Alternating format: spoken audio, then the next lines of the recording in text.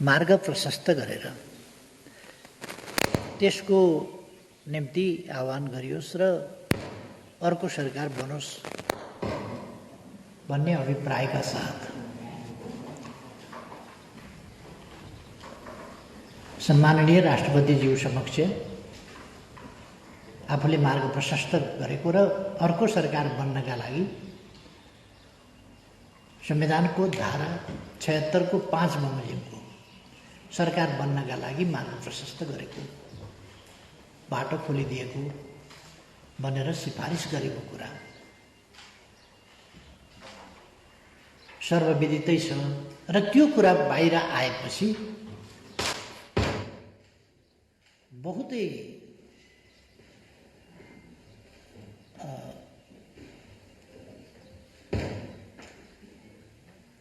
कृत्रिम नाटकीय व्याख्याहरू हुने गरेको पाइयो। मानिलिउँ यो असाध्यै नयाँ कुरो अचानक आइपुग्यो जस्तो।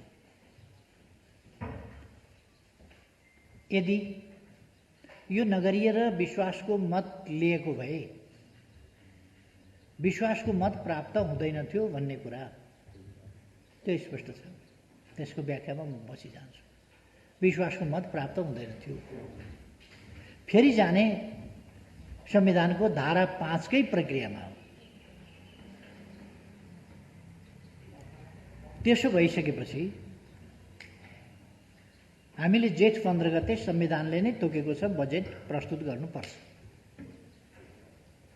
त्योभन्दा अगाडि नीति कार्यक्रम प्रस्तुत गर्नुपर्छ। नीति कार्यक्रम र बजेट प्रस्तुत गर्न नयाँ सरकार बन्नेलाई 14 गते सरकार बन्यो भने 15 गते बजेट कसरी पेश गर्ला? 13 गते 12 गते 11 गते सरकार बन्यो भने बजेट कसरी पेश गर्ला? आफ्ना नीतिहरू कसरी सूत्रीकृत गर्ला? कार्यक्रमहरू कसरी तर्जुमा गर्ला? हामीसँग समय धेरै छैन। आज 7 गते भइसक्यो। त्यसकारण हामीले समय लिएर विश्वासको मत लिने कर्मकाण्ड पूरा गरेर अनि विश्वासको मतबाट फेरि पराजित भएर 5 मा गइरहने समयको सुविधा हामीलाई छैन। 5 मै जान पर्ने भइसकेपछि प्रधानमन्त्रीले मार्ग प्रशस्त गरिदिनु र सरकार गठनको बाटो खोलिदिनु समयको चापको हिसाबले र परिस्थितिको हिसाबले उचित मात्रै होइन कि अपरिहार्य भइसक्यो, अत्यावश्यक भइसक्यो। तसर्थ अर्को सरकार बनोस्, वैकल्पिक सरकार बनोस् भनेर वैकल्पिक सरकार निर्माणका लागि आह्वान गर्नका निम्ति यो कुनै छलेर सरकार जोगाउन छलेर सरकार कब्जा गर्न खोजिएको छैन। यो सिलसिला गत 1 वर्षभन्दा बढी समयदेखि चलेको छ। सरकार अरू सबै कुरा छोडेर सरकार परिवर्तनको एकमात्रै उद्देश्य अथवा प्रधानमन्त्रीलाई पदबाट हटाउनु मात्रै उद्देश्य, कुनै विकास निर्माणका काम नभएर होइन, अरू कुनै उपयुक्त कारणका साथ होइन, आग्रहवश र आफू सरकारमा पुग्ने इच्छा वा अस्थायी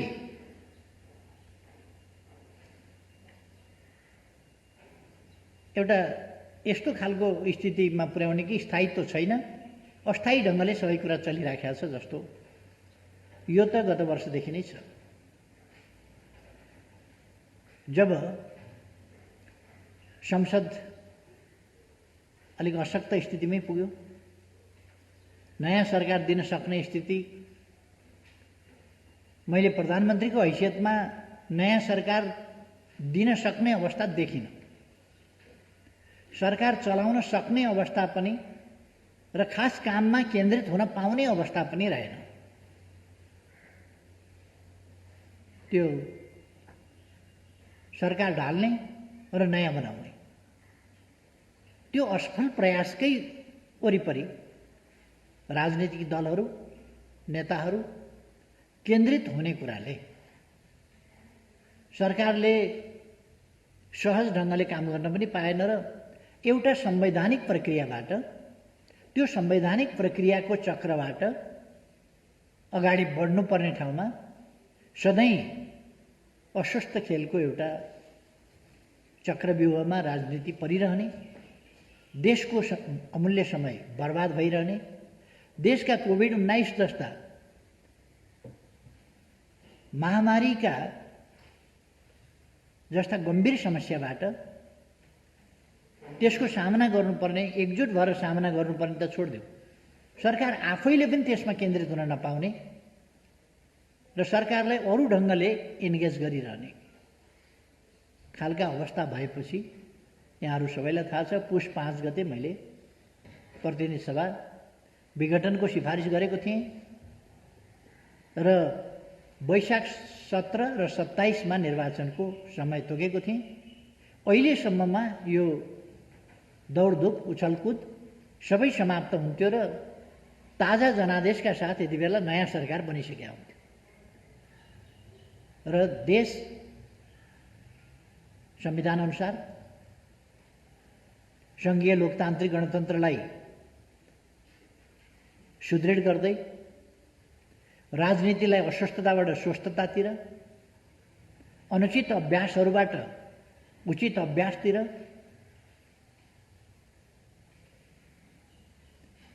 संसदीय गणितको गोटी सारे झैँ उर्तिर पर्तिरका खेलको चङ्गुलबाट राजनीति मुक्त हुने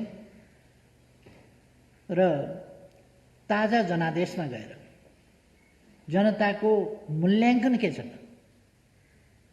जनताको अभिमत के छ र जनताले आदेश के दिन्छ त्यसअनुसार राष्ट्रिय राजनीति चल्ने, सरकार गठन हुने, चल्ने, यी सबै कुरा जनताको मूल्याङ्कनका आधारमा, जनताले दिएको ताजा जनादेशका आधारमा चल्ने कुरा उपयुक्त हुन्छ भनेर नै मैले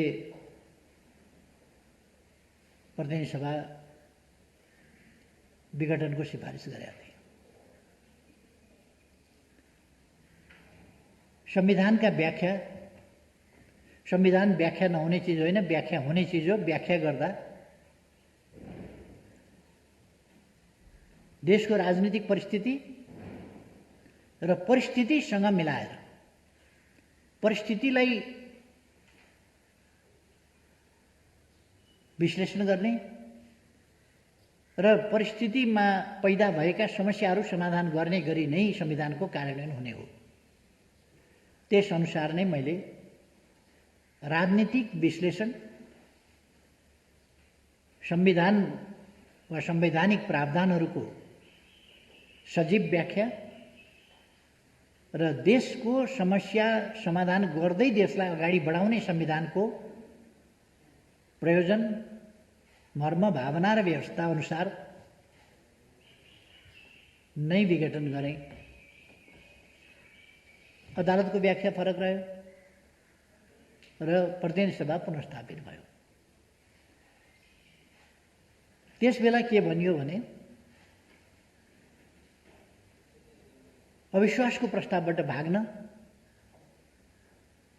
सरकार नछोड्न प्रतिनिधि सभा विघटन गरियो भनियो र पुनर्स्थापना भएपछि मैले भने अविश्वासको प्रस्ताव राख्नुहोस्, तर 2.5 महिनासम्म अविश्वासको प्रस्ताव आएन, किची पनि गएन, किची पनि छँदैछ, अविश्वास पनि आउँदैन। त्यस्तो अवस्थामा मैले राजीनामा माग्ने काम भइराखेको छ। संसदीय अभ्यास अनुसार, प्रक्रिया अनुसार राजीनामा माग्ने होइन, तपाईहरू अविश्वासको प्रस्ताव राख्नुहोस्, पास गर्नुहोस्, सरकार गठन गर्नुहोस् भनेर मैले आग्रह गरेँ।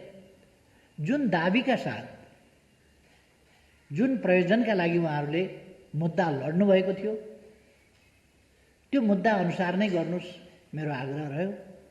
तर अविश्वासको प्रस्ताव आएन 2.5 महिनासम्म। अथवा अविश्वासको प्रस्ताव ल्याएर नयाँ सरकार दिन पनि प्रतिनिधि सभा सफल रहेन। प्रतिनिधि सभालाई सफल हुन दिइएन त्यस रूपमा। आफै त प्रतिनिधि सभा रहने नरहने होइन, दल र दलका नेताहरूको व्यवहारले हुने नहुने हो। प्रतिनिधि सभालाई काम गर्न पनि नदिने, प्रतिनिधि सभालाई प्रभावकारी हुन पनि नदिने, सरकारलाई निर्वाध काम गर्न पनि नदिने र अर्को सरकार, वैकल्पिक सरकार दिनुहोस् न त भन्दा दिन पनि नसक्ने। 2.5 महिनासम्मको प्रतीक्षा र अर्को वैकल्पिक सरकार दिनुहोस् भन्ने मेरो आग्रह, त्यो सफल नभएपछि मैले विश्वासको मत मागेँ। त्यसो भए मैलाई विश्वास दिनुहोस् न त, तपाईँहरू वैकल्पिक सरकार दिन सक्नुहुन्न भने मलाई विश्वास दिनुहोस्। म तपाईँहरूसँग सल्लाह गरेर परामर्शमा सहमतिका साथ अगाडि बढ्न तयार छु। तनाव होइन राष्ट्रिय राजनीतिको। मैले यहाँहरूले मेरो मन्तव्य पनि मेरो प्रतिनिधि सभामा मैले विश्वासको मत किन दिनुहोस् भनेर माग्दा बोलेका कुराहरू पनि यहाँहरूलाई याद होला। मैले भने राष्ट्रिय राजनीतिलाई यति बेला, जति बेला हामी कोभिडको मारबाट पनि अगाडि आक्रान्त भइराखेका छौँ, त्यस्तोमा यस्तो परिस्थितिमा वैकल्पिक सरकार बन्न सकेन, बन्न सक्दैन भने मलाई समर्थन दिनुहोस्। मैले विश्वासको मत मागेँ। विश्वासको मत नदिनका लागि राष्ट्रिय राजनीतिमा यस्तो फोहोरी घिनलाग्दो चक्रव्यूह, यो महाभारतकालीन चक्रव्यूहमा नीति विधि तोडेर, युद्धका नियमहरू तोडेर, आचार संहिता तोडेर, मर्यादाहरू तोडेर, इमान जमान छोडेर घेराबन्दी गरेर अभिमन्युको हत्या भएको थियो। यसपल्ट विश्वासको मत नपुगोस् भन्नका लागि दलहरूभित्रै विग्रह, दलहरूको मर्यादा, दलहरूको अनुशासन, दलीय अनुशासन, लोकतान्त्रिक मूल्य मान्यता पनि छोडेर दलभित्रैबाट समेत तपाईँ सोच्न सक्नुहुन्छ 27 जना मान्छे गुटगत हिसाबले, अनुशासनहीन ढङ्गले, लोकतान्त्रिक मूल्य मान्यता विपरीत अनुपस्थित हुने र सरकार डाल्ने खेलमा दलभित्रैबाट विपक्षीसँग मिल्ने र विपक्षीसँग मिलेर सरकार ढाल्न खोज्ने खालका प्रयासहरूलाई लोकतन्त्रमा के भनिन्छ? के यी प्रयासहरू स्वस्थ प्रयास हुन सक्छन्? लोकतान्त्रिक मूल्य मान्यता अनुसारका हुन सक्छन्? यी प्रयासहरू, यस्ता प्रयासहरू कुनै पनि हिसाबले नैतिक हुन सक्छन्? त्यस्तो होइन। त्यहाँसम्मका प्रयास भए। अरू त अरू, अन्तर्ध्वंस मचाउनेदेखि लिएर भित्रैबाट मिर्जाफर र मीर कासिमहरू सिर्जना गरिए र मिर्जाफर र मीर कासिमहरू सक्रिय भएर इतिहासमै कलङ्कित हुने खालका अपराधिक क्रियाकलापहरू गरे सरकार ढाल्ने प्रयोजनका लागि, विश्वास प्राप्त नहोस् भन्नका लागि। विश्वास प्राप्त भएन। त्यसपछि संविधानको धारा 76 को उपधारा 2 बमोजिमको सरकार बनोस् भनेर 3 दिनको समय सम्माननीय राष्ट्रपतिज्यूले उपलब्ध गराउनुभयो। फेरि विकल्प पनि दिन नसक्ने, वैकल्पिक सरकार पनि दिन नसक्ने, भइरहेको सरकार नढाली नहुने, ढाल्न पनि नसक्ने, त्यसलाई काम गर्न पनि नदिने, अर्को सरकार बनाउनुहोस् भन्दा अर्को सरकार पनि नबनाउने। अनि विश्वासको मत लिँदा यहाँहरूलाई सम्झना होला, विश्वासको मत प्राप्त गर्दिन भन्ने थाहा हुँदाहुँदै विश्वासको मत लिन किन आएको यहाँ? किन यो नाटक मञ्चन गरेको विश्वासको मतको? पाउँदिन भन्ने त थाहा थियो। यो विपक्षी दल होस् या अरू सरकारमा असहभागी विपक्षीहरू हुन्, प्रमुख प्रतिपक्षले पनि त्यही भाषा बोल्यो। पाउँदिन भन्ने थाहा हुँदाहुँदै किन आएको?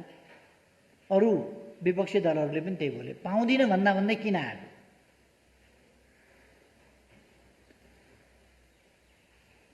प्रमुख प्रतिपक्ष बाहेकका दलहरूले के भने, तपाईले यो संसदमा विश्वासको मत लिन नैतिक हिसाबले पनि आउन मिल्दैन। अब 76-2 को सरकार पनि बनेन। मैले चाहेर होइन, संविधानले मलाई फेरि प्रधानमन्त्री, अब कसैलाई मन नपर्नु, कसैलाई रिस उठ्नु, कसैलाई बढी त्यो अप्रिय कुरा लाग्नु बेग्लै कुरा हो, तर संविधानले त्यही भन्छ, 76-2 अनुसारको सरकार बनेन भने 3 को बनाऊ। 3 को सरकार बनाए, 1 महिना समय छ, 1 महिनाभित्र विश्वासको मत लिन सकिन्छ। तर मलाई थाहा छ अस्ति भर्खर अविश्वासको प्रस्ताव राख्न सक्ने अवस्थामा विपक्षी राजनीतिक दलहरू छैनन्। त्यो 2.5 महिनाको अभ्यासबाट देखियो। अविश्वास राख्नका लागि संसद फिर्ता पाऊँ भनेको, प्रतिनिधि सभा फिर्ता पाऊँ भनेको अविश्वास राख्ने स्थिति भएन। त्यसपछि विश्वासको मत मैले प्राप्त गर्न सक्ने स्थिति भएन। विश्वासको मत नदिएर सरकार ढाल्नलाई व्हिप उल्लङ्घन गर्ने, आदेशको पालना नगर्ने, दलीय मर्यादा, लोकतन्त्रको आधारभूत मूल्य मान्यता समेतको धज्जी उडाएर अनुपस्थित बस्ने सम्मका अलोकतान्त्रिक हरकतहरू संसदभित्र पसाइए, लोकतन्त्रभित्र पसाइए, लोकतन्त्रको हुर्मत लिने काम गरिए। यो एउटा सरकारको मात्रै प्रश्न होइन, लोकतन्त्रको प्रणालीको प्रश्न हो र प्रणालीको हुर्मत लिने काम भयो। विश्वासको मत आएन, विश्वासको मत पाउने स्थिति छैन। 2 को सरकार पनि बनेन। अब 3 अनुसारको सरकारले फेरि समय विश्वासको मत पाउन्न भन्ने थाहा हुँदाहुँदै, साथीहरूले अस्ति गरेका बहस जस्तै विश्वासको मत पाउँदिन भन्ने थाहा पाउँदै विश्वासको मत पर्खिएर यसरी समयले चापेको बेला नीति कार्यक्रम बजेट, अरूभन्दा पनि बजेट जेठ 15 गते त ल्याउनै पर्छ सरकारले।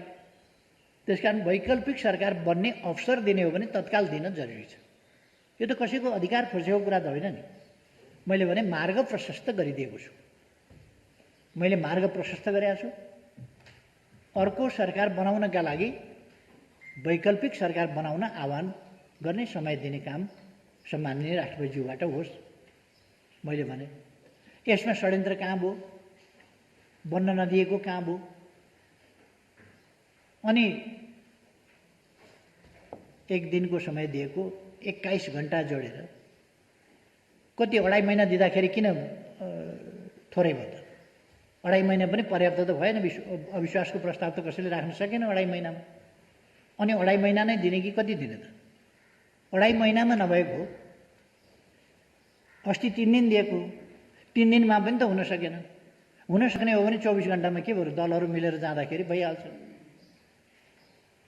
दलहरू मिलेर जाँदाखेरि आज त दिनभरि त होला नि त, 5 बजेसम्म। दिनभरिमा दलहरू मिलेर जान सकिँदैन, त्यो गए भयो। वैकल्पिक सरकार बनाए भयो। वैकल्पिक सरकार बनेमा मैले स्वागत गर्नेछु। अथवा म फेरि पनि आह्वान गर्छु, कुनै षड्यन्त्र होइन, तपाईहरु सरकार बनाउनुहोस्, वैकल्पिक सरकार बनाउनुहोस्। म दलहरूलाई दलका नेताहरूलाई आग्रह गर्छु, बनाउनुहोस् वैकल्पिक सरकार। मेरो रचनात्मक सहयोग हुनेछ। यस्तो सधैँको खिचखिच, सधैँको किचपिच होइन। सहयोगका साथ मेरो दल त्यस सरकारलाई सहयोगी भावनाका साथ अहिलेको कोभिडको विरुद्ध र अघि पछि पनि अरू इस्युमा पनि सहयोगी भावनाका साथ मेरो दल प्रस्तुत हुनेछ। सरकार बनाउनुहोस्। सक्नुहुन्न भने मलाई समर्थन गर्नुहोस्। कसले विघटन गर्न खोज्यो संसद, मलाई समर्थन गर्नुहोस्। मैले अस्ति पनि भने समर्थन गर्नुहोस्। समर्थन पनि नगर्ने, आफू बनाउन पनि नसक्ने कि मलाई समर्थन गर्नुहोस्, राष्ट्रिय सरकार बनाऊ, आउनुहोस् न त। समर्थन मात्रै गर्ने होइन, सहयात्रा गरौँ। कोभिडका विरुद्ध यसरी लड्नु छ, कोभिडका विरुद्ध साझा लडाइँ लडौँ, संयुक्त लडाइँ लडौँ कोभिडका विरुद्ध। सबै सरकारमा सामेल हौँ। यति बेर यो महामारीका बेला राष्ट्रिय सङ्कट, अन्तर्राष्ट्रिय सङ्कटको एउटा स्थिति बनिरहेको छ। यस्तो बेलामा हामी सबै मिलेर कोभिड-19 का विरुद्ध लडौँ, राष्ट्र एकजुट भएर लडौँ। तपाईहरु बनाउनुहोस्। रचनात्मक भूमिका हाम्रो हुनेछ। छलफल गरौँ। अझ मैले आज बिहान मात्रै शेरबहादुर देउवाजीलाई फोन गरेर कुरा गरेँ। तपाईहरु सरकार बनाउनुहोस्, हामी प्रतिपक्षमा बसेर शान्त, संयमित र सहयोगी भूमिकाका साथ प्रस्तुत हुनेछौँ। तपाईहरु बनाउनुहोस् सरकार, होइन राष्ट्रिय सरकार बनाऊ। आउनुहोस् मेरो नेतृत्वमा राष्ट्रिय सरकार बनाऊ।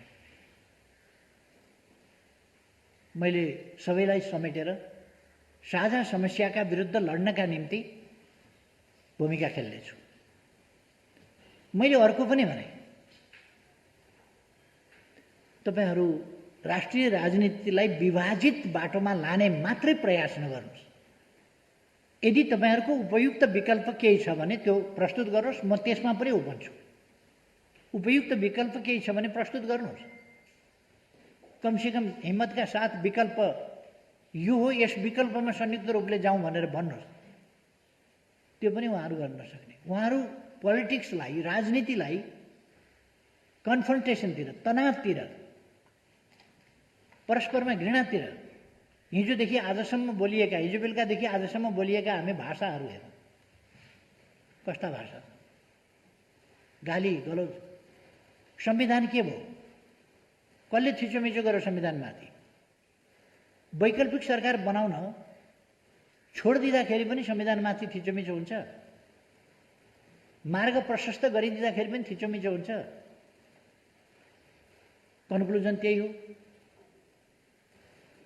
अनि म लिन्न, मैले हात उठाएँ, म हार्छु।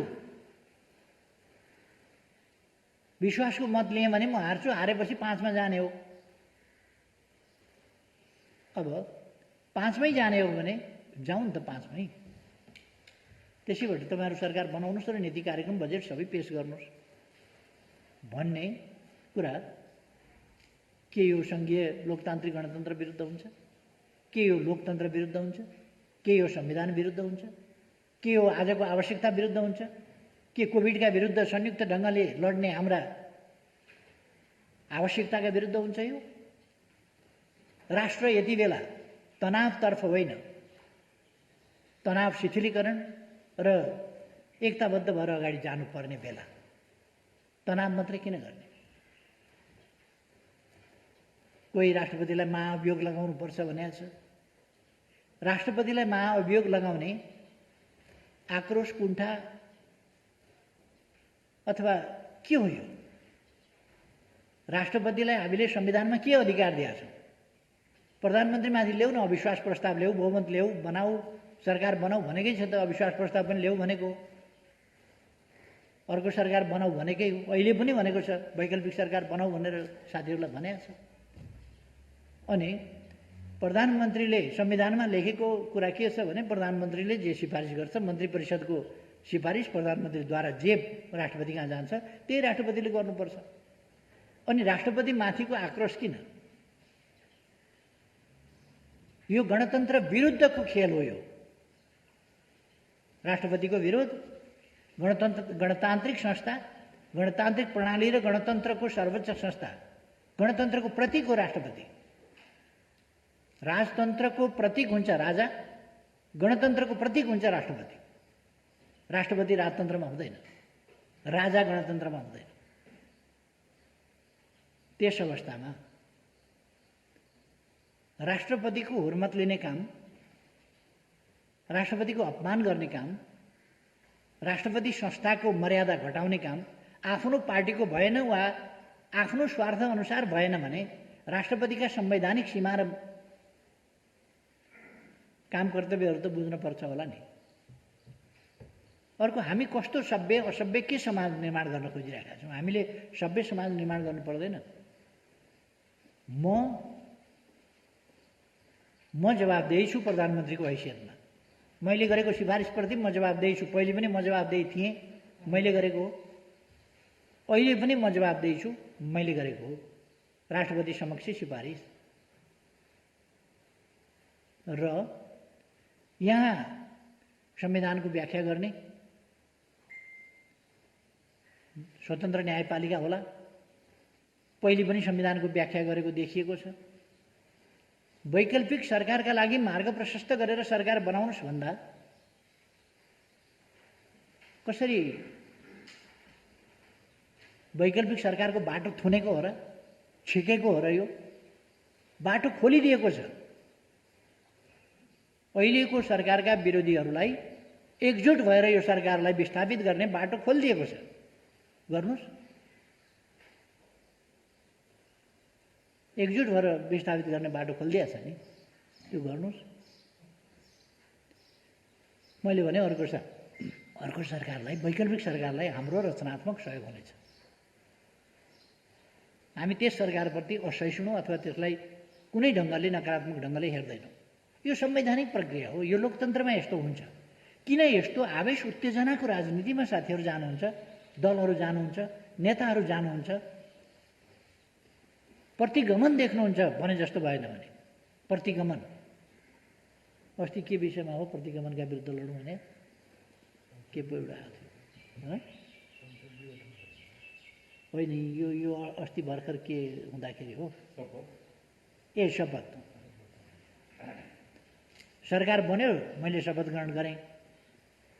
प्रतिगमन भयो। सबै जनता, जान्ने सुन्ने बुद्धिजीवी पत्रकार सबैजना मिलेर, राजनीतिक दलहरू मिलेर, सबै मिलेर प्रतिगमन भयो देशमा। केपी ओलीले शपथ लियो, फेरि शपथ लियो, प्रतिगमन भयो, लडौँ प्रतिगमनका विरुद्ध भन्ने आह्वान। ताज्जुब लाग्छ। कसले शपथ ग्रहण गर्यो भने, को प्रधानमन्त्रीमा नियुक्त भयो भने क्रान्ति हुने, यही संविधान अन्तर्गत होला। कसले शपथ लियो भने प्रतिगमन हुने, प्रतिक्रान्ति हुने। ती मान्छेले लोकतन्त्र सिकाउने जो लोकतन्त्रका विरुद्ध लडेर लोकतन्त्रलाई पराजित गर्न नसकेर लोकतन्त्रले पराजित गरेपछि लोकतन्त्रलाई आधा मनले स्वीकारेर चलिरहेका छन्, तिनै मान्छेले लोकतन्त्र पढाउने। जे होस्, यतापट्टि म जान चाहन्न। अहिले मेरो भनाइ के हो भने, आवेश उत्तेजनामा चल्ने समय छैन। हामीले अहिले देशको परिस्थितिलाई यस्तो महामारीका बेला गम्भीरतापूर्वक लिनुपर्दछ र साझा प्रयासबाट यसको समाधान गर्नुपर्दछ। साझा प्रयासबाट। त्यो साझा प्रयास मलाई समर्थन गरेर हुनसक्छ, वैकल्पिक सरकार बनाएर हुन सक्दछ, अर्को विकल्प कसैले अगाडि सारे पनि हुन्छ, त्यो विकल्प सार्नुहोस् अगाडि, त्यो गरे पनि हुन्छ। मेरो पहिलो चोइस त आफै विकल्प हो। किनभने मलाई चाहिँ कसैले अविश्वास पनि राख्न सकेन, हटाउन पनि सकेन। अब यदि हटाउने बाहेक अर्को विकल्प हुन सक्दैन भनेर हटाउने दिनको प्रतीक्षा गर्ने हो भने त्यो दिनको प्रतीक्षा गर्दा गर्दै संसद विघटन हुने स्थितिमा पुग्ने खतरा।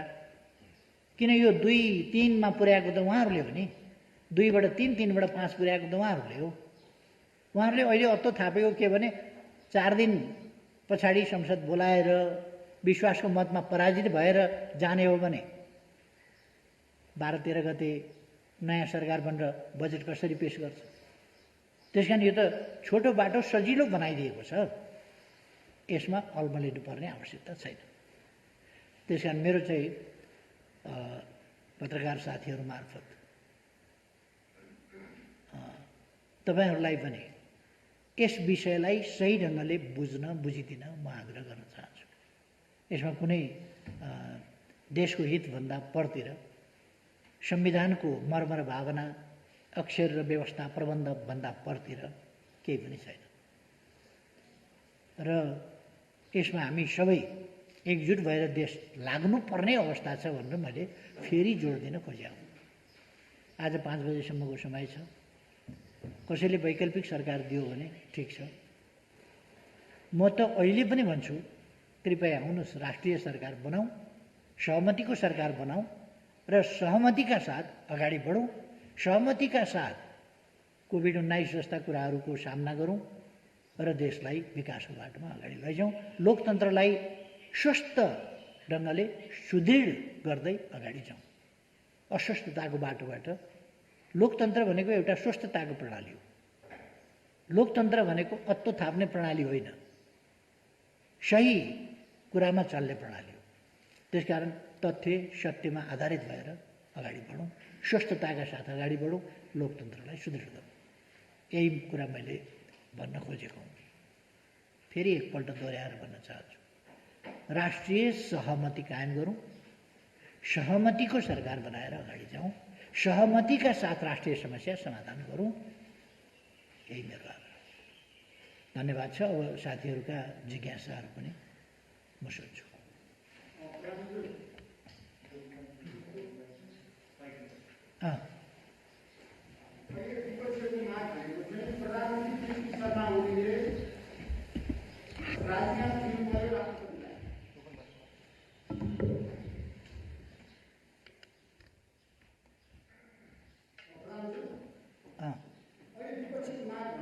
प्रधानमन्त्री केपी शर्मा ओलीले पहिला राजीनामा दिनु पर्यो, राष्ट्रपति सामु गएर, अनि तपाईँ पदमुक्त भइसकेपछि संविधानको धारा 76 को 5 अनुसारको संयुक्त सरकार बनाउनको लागि राष्ट्रपतिले आह्वान गर्नु पर्यो।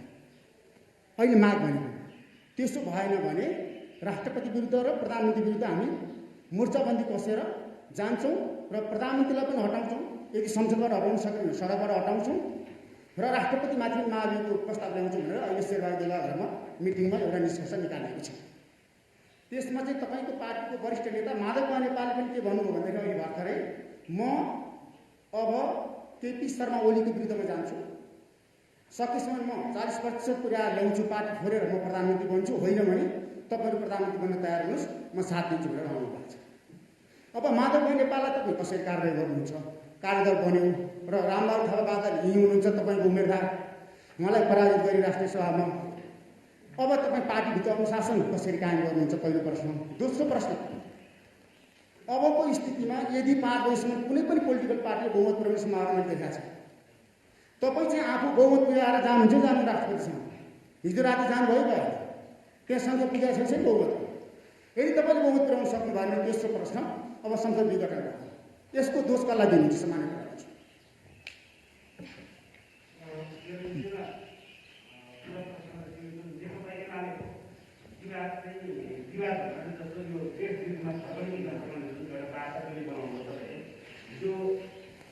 निर्वाचन राष्ट्रिय सभाको उपनिर्वाचनपछि अब यो राष्ट्रपतिको अस्तित्व कायमै छ कि अब इङ्गेजमा आफ्नै पक्षसँग तपाईँ इङ्गेजै रहनुहुन्छ कि अब प्रक्रिया कुन हो? त्यस प्रश्न राख्नुहुन्छ।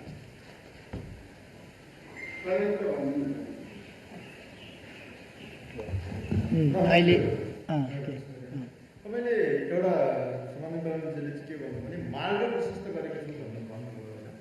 मार्ग प्रशस्त गर्नु भनेको चाहिँ राजीनामा हो कि होइन, र मार्ग प्रशस्त गर्दैमा त्यसको चाहिँ राजीनामा गरिँदाखेरि एउटा चाहिँ नि काम चलाउ सरकार तपाईँ बन्न नचाहेको किन, र तपाईँले चाहिँ राजीनामा भन्ने कुरा स्पष्ट रूपमा किन भन्नु नखोज्नु भएको, र त्यो आधारमा तपाईँले चाहिँ यदि राजीनामा भनेर भन्न नसकेको आधारमा तपाईँले फेरि अरू दिन किन पर्खिन सक्नु भएन? तपाईँलाई बजेटको पिर रहेछ, तपाईँलाई निश्चित कार्यक्रमको समस्या रहेछ, अथवा तपाईँलाई देशमा त्यो छ नि गैर संवैधानिक हुन्छ अथवा नियम विपरीत हुन्छ भन्ने लागेको छ भने तपाईँलाई अझै समय थियो।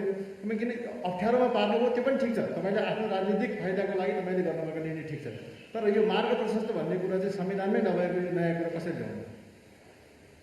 तपाईँले राजीनामा दिनुपर्ने कुरामा मार्ग प्रशस्त मात्रै कसरी गर्नु?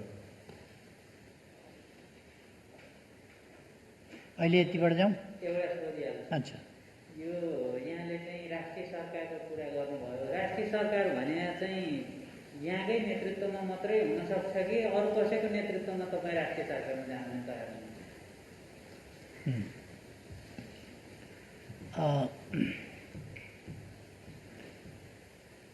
चारवटा प्रश्न आए। चारवटा प्रश्नमा अरू 2-3वटा प्रश्न पनि मिसिएको छ जस्तो लाग्छ।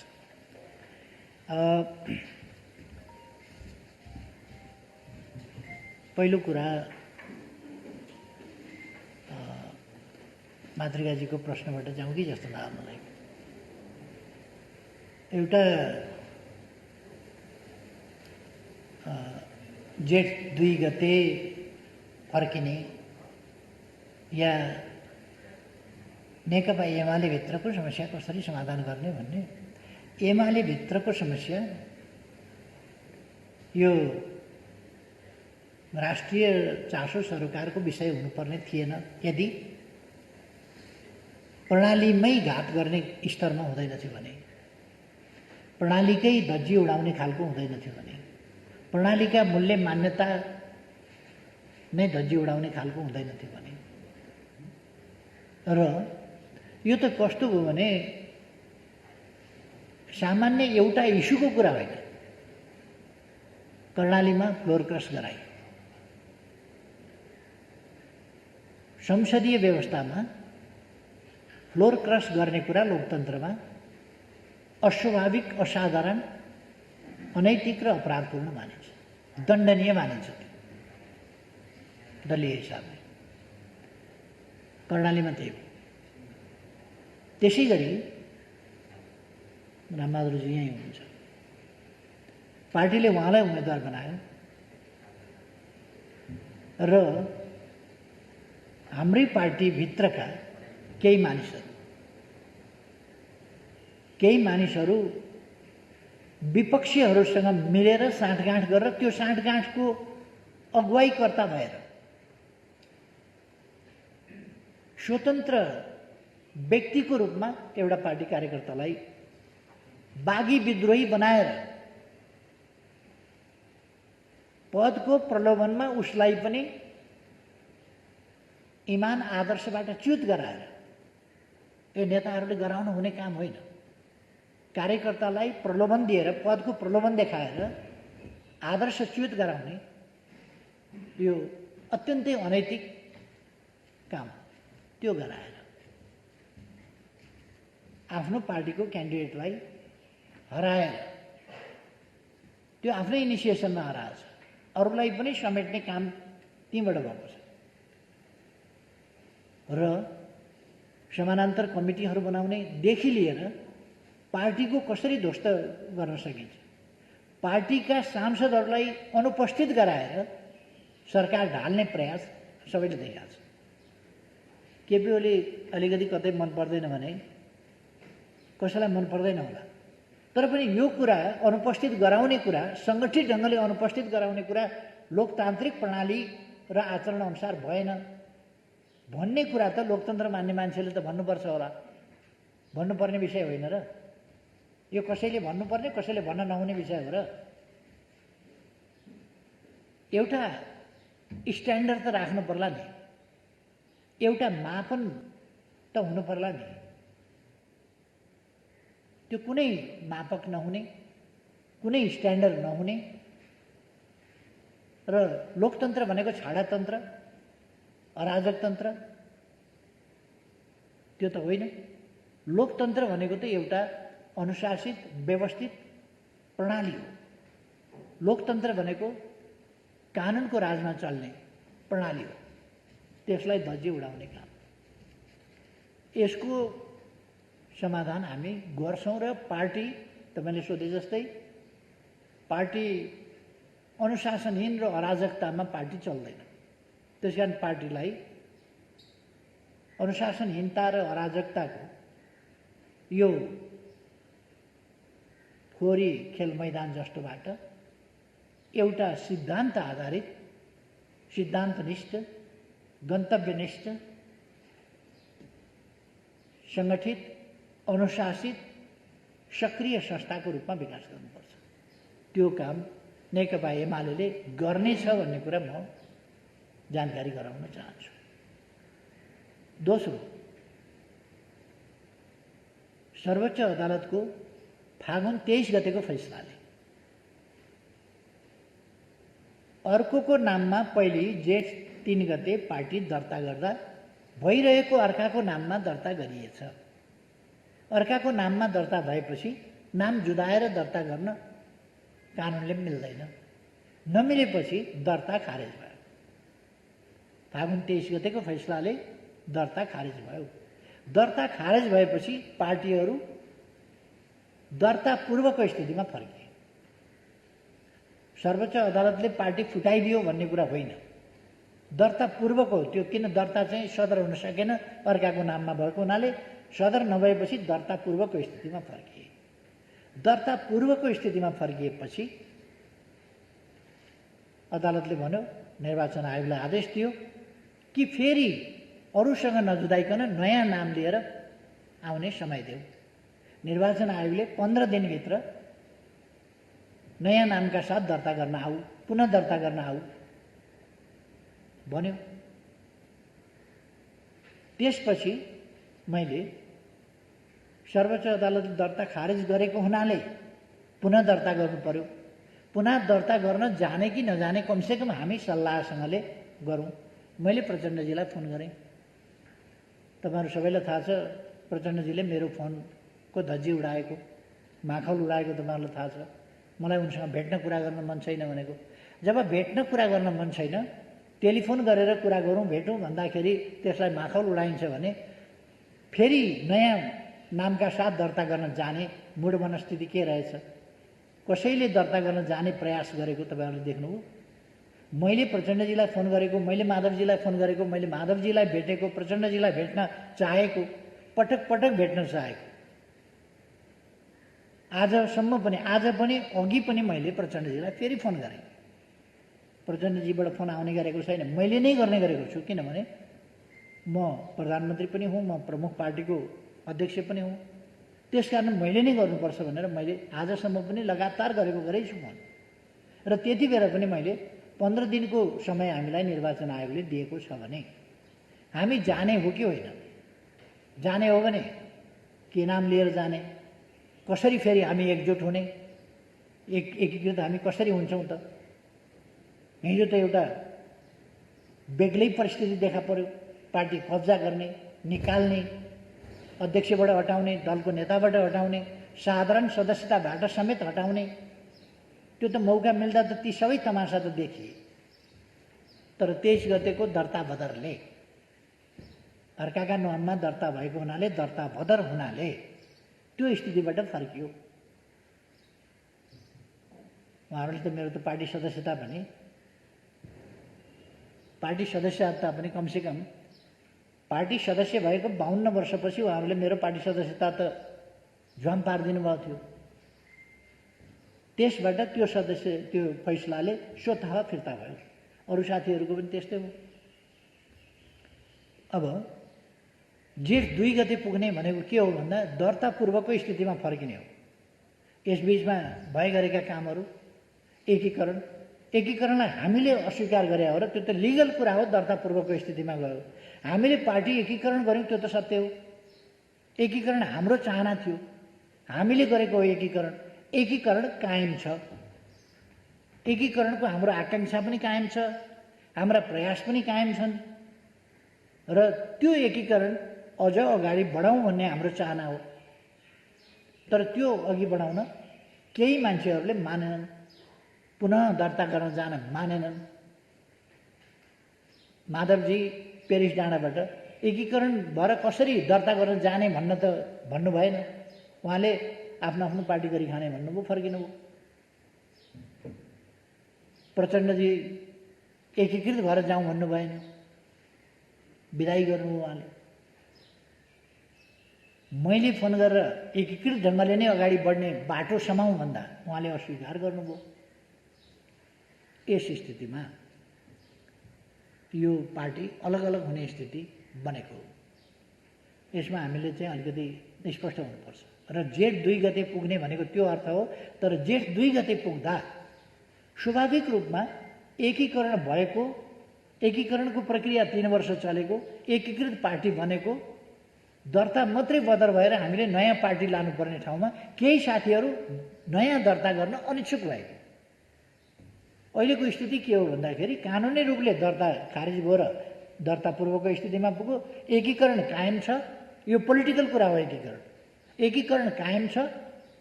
केही साथीहरू पुनः दर्ता गर्न जान इच्छा गर्नु भएन, मान्नु भएन, अस्वीकार गर्नुभयो।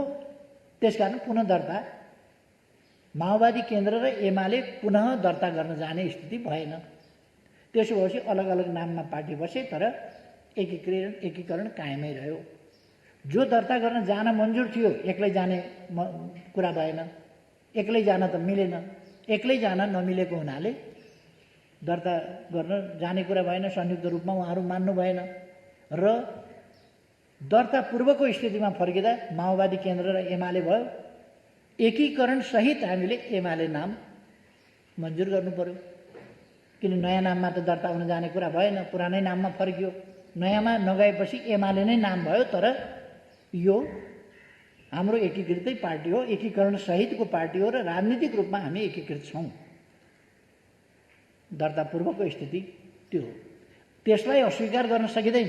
त्यो एकीकरणबाट आएका साथीहरू जो त्यसरी आए, एकीकृत छन्, एकीकरण छँदैछ। त्यसकारण कोही पनि एकीकृत भएका साथीहरू पूर्व माओवादी केन्द्रमा फर्किएन, एकीकृत पार्टीमै बसे। अवस्था त्यो हो। त्यसकारण यसमा इन्गेज गर्ने कि नगर्ने भन्ने कुरा होइन।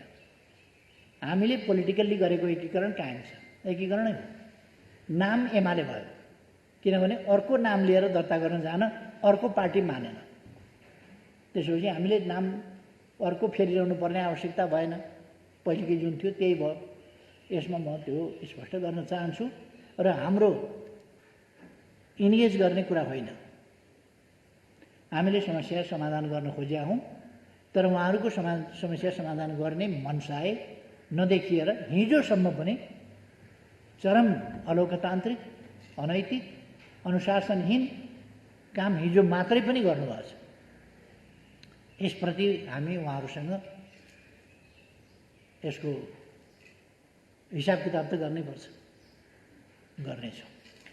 अब उहाँले उठाउनु भएको थियो 5मा जान चाहिँ राजीनामा गर्नैपर्छ भनेर संविधानले कहाँ लेखेको छ? राजीनामा गरेर मात्रै जान पाइन्छ भन्ने राजीनामा त कुरै छैन त्यहाँ। कुरो के छ भने विश्वासको मत ल्याऊ भन्ने छ। विश्वासको मत लिँदा त्यही स्वाभाविक ढङ्गले त्यहाँ पुग्ने हो। विश्वासको मत लिए सर मैले छोडिदिएँ भनेपछि यसमा हलो अड्काउने गोरु पड्काउने चाहिँ किन पर्यो? विश्वासको मत आएन, विश्वासको मत आउँदैन थियो, आएन, मैले छोडिदिएँ। मैले विश्वासको मत पाइनँ, चाहिएन। अनि विश्वासको मत के, विश्वासको मत पाएन भनेर फेरि एकपल्ट विश्वासको मत पाएन भन्ने कुराको रेकर्ड दर्ज गराउने मनसाय वा त्योभन्दा बाहिर त केही पनि हुँदैन। के हुन्छ र? तात्विक अन्तर के छ? त्यसले के कसैको मैले राजीनामा गरेर गए पनि 5मा पुग्ने हो, मार्ग प्रशस्त गरेर गए पनि 5मा पुग्ने हो, यसै गए पनि अब 5मा जाउँ भने पनि 5मा पुग्ने हो। त्यसले सबैका लागि अप्सन खुला गरिदिया हो। त्यसकारण यो यसमा न्यु बनाएको आदि इत्यादि कुरा त होइन। त्यसर्थ यो एकदमै स्वाभाविक कुरा हो र राजीनामा गरेर जानुपर्छ भन्ने कतै संवैधानिक व्यवस्था होइन, छैन। यदि विश्वासको मत लिन चाहेन भने के गर्ने? मैले चाहिनँ, विश्वासको मत लिन आवश्यक ठानिन, मैले ह्यान्डसअप गर्ने के गर्ने? संविधानमा छैन भने विकल्पमा जाने। विकल्प रोक्नु हुँदैन, विकल्प रोकिएको छैन। अब धमलाजीले उठाउनु भएको कुरा छ, के पोइन्ट थियो अरे?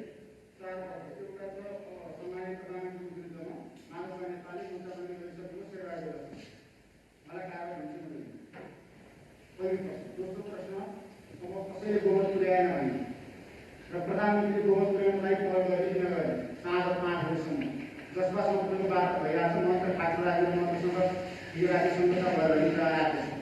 उहाँलाई सरकारमा लिएर तपाईँ फेरि पनि गोमती सरकार बनाउने कि मुलुकलाई चुनावमा लिएर जाने? तेस्रो प्रश्न चाहिँ राष्ट्रपिता माओवादीलाई माओवादी केन्द्र नेपाली कङ्ग्रेस सहमत भइसकेको अवस्था छ, पहिला कसरी हुन्छ? माओवादी र नेपाली कङ्ग्रेस र माओवादी सहमत भइसकेको अवस्था। अनि सहमत हुँदा के हुन्छ? सङ्ख्या दुध उम्लिन्छ। 61 र कति 50, 61 र 49, 110 भयो होइन? अनि 110ले सरकार बन्छ त 121 त मसँग छ। अनि के चिताएको त त्यो? त्यसको केही अर्थ भएन। उहाँहरू मिल्नुभएको, जसपाले उहाँहरूलाई समर्थन गरेको थाहा छैन मलाई। म भनिरहेको छु अहिले पनि, म चुनावमा नलैजाउँ देशलाई, कि वैकल्पिक सरकार बनाउनुहोस् कि मलाई समर्थन गर्नुहोस्।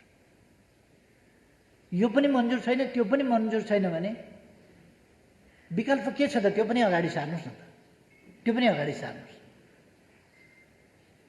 अनि उहाँहरूले मलाई लखेट्ने, उहाँहरूले मलाई लखेट्ने, लखेटेको लखेटै गर्ने, अनि मैले किस्तीमा लगेर चढाइदिनु पर्ने। उहाँहरू कुरा गर्न पनि तयार नहुने। म कुरा गरौँ भनिराखेको छु, उहाँहरू